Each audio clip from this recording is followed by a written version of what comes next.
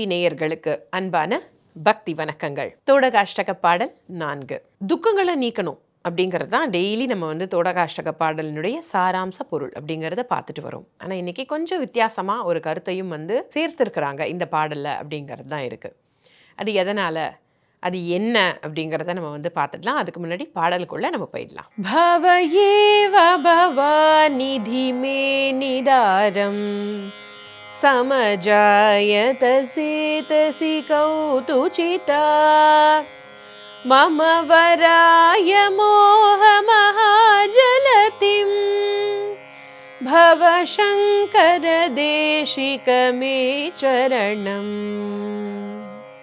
இதுதான் அந்த பாடல். ஆக இந்த 4வது பாடல்ல சொல்லப்பட்டிருக்கக்கூடிய முக்கியமான ஒரு கருத்து அப்படின்னு ஒன்று இருக்கு. உலக பொருள்களுக்காக நம்ம ஆசைப்படுறோம் அப்படிங்கிறத தாண்டி நம்ம மனசுல இருக்கக்கூடிய சில சலனங்கள், சில சபலங்கள் இதெல்லாம் நீங்கிற விதமா நீ எனக்கு அருள் பாலிக்கணும் அப்படிங்கிற அர்த்தத்தை கொண்ட பாடலாக தான் இந்த 4வது தோடகாஷ்டக பாடல் அமைஞ்சிருக்கு. திரை இசையில கூட வந்திருக்கு, மோகம் என்னும் தீயில் என் மனம் வெந்து வெந்து உருகும் அப்படின்னு சொல்லிட்டு. நிறைய பேருக்கு அதுவும் இந்த காலகட்டத்தில் இதை கட்டுப்படுத்த முடியாம தான் நிறைய தவறான விஷயங்கள் இந்த சமுதாயத்தில் நடந்துட்டுருக்கு. இதுக்காகத்தான் எல்லாத்தையும் கட்டுக்கோப்பாக கொண்டு போகக்கூடிய ஒரு துறையாக ஆன்மீக துறையை நம்மளால் பார்க்க முடியுது.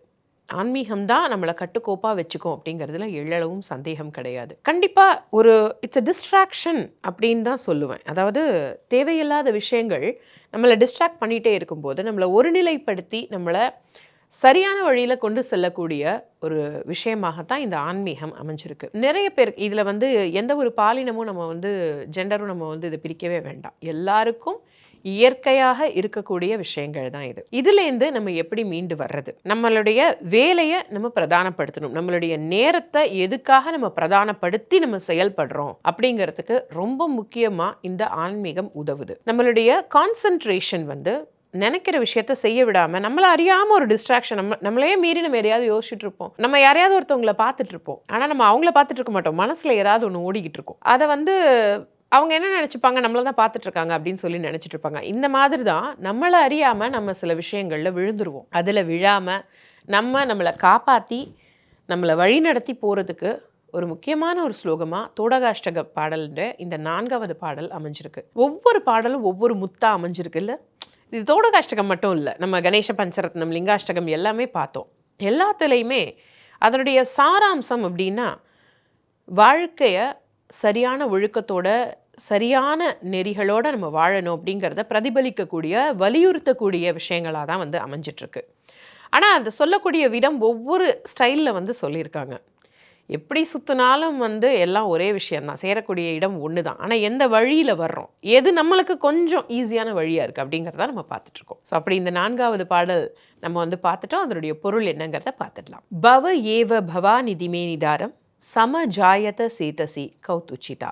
இந்த உலகம் பரந்த ஒரு உலகம். பரமேஸ்வரன் அதாவது ஈஸ்வரன் தான் இங்கே இருக்கக்கூடிய உயிர்கள் எல்லாத்துக்கும் அவங்களுக்கு தேவையான நல்லது கெட்டது கொடுத்து அவங்க வாழ்க்கையை ஆனந்தமயமாக்கி வாழ வச்சிட்டு இருக்கிறாரு. அப்படிப்பட்ட இறைவனுக்கு என்னுடைய நமஸ்காரங்கள். இதுதான் இந்த முதல் 2 வரிகளினுடைய அர்த்தமாக அமைஞ்சிருக்கு. மம வராய மோக மகாஜலத்தும். வாழ்க்கையில நம்மளுடைய குறிக்கோளை நோக்கி நம்ம பயணிக்கிறதுக்கு ஒரு சின்ன டிஸ்ட்ராக்ஷனா இந்த மோகம் அப்படிங்கிற விஷயம் இருக்கு. இதுலேருந்து நான் விலகணும், அது என்னை தாக்கக்கூடாது, என்னை பாதிக்க கூடாது, எந்த அளவுல இருக்கணுமோ அந்த அளவுல இருக்கணும் இறைவா, அதுக்கு நீ எனக்கு அருள் பாலிக்கணும் அப்படின்னு சொல்லிட்டு இந்த 3வது வரியில ரொம்ப ஆழமா வேண்டுறாங்க. எப்படி பணத்தாசை இருக்கக்கூடாதோ, பொருளாசை இருக்கக்கூடாதோ, மண்ணாசை இருக்கக்கூடாதோ, பெண்ணாசையும் இருக்கக்கூடாது அப்படின்றது. இது ஆண்களுக்கு.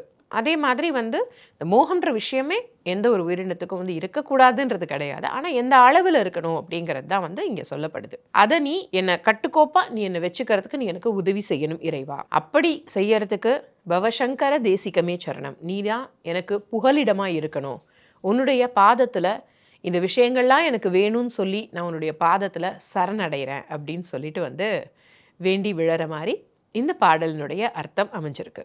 ரொம்ப அருமையாக இருக்குல்ல தோடகாஷ்டக பாடல் 4ஆம் பாடல். இதே போல் 5, 6, 8 வரைக்கும் பாடல்கள் ரொம்ப அருமையாக இருக்கும், அற்புதமாக இருக்கும். அதனுடைய அர்த்தம் அப்படிங்கிறதுல எனக்கு சந்தேகம் இல்லை. ஆனால் அதை தெரிஞ்சுக்கணும் அப்படின்னா நீங்கள் நாளைய எபிசோடில் தான் என்னை சந்திக்கணும். திருவருள் டிவில. அதுக்கு நீங்க என்ன பண்ணணும்னா, திருவருள் டிவி சேனல சப்ஸ்கிரைப் பண்ணுங்க. இந்த வீடியோவ லைக் பண்ணிட்டு, உங்களுடைய கமெண்ட்ஸ ஷேர் பண்ணுங்க. பெல் பட்டன கிளிக் பண்ணுங்க.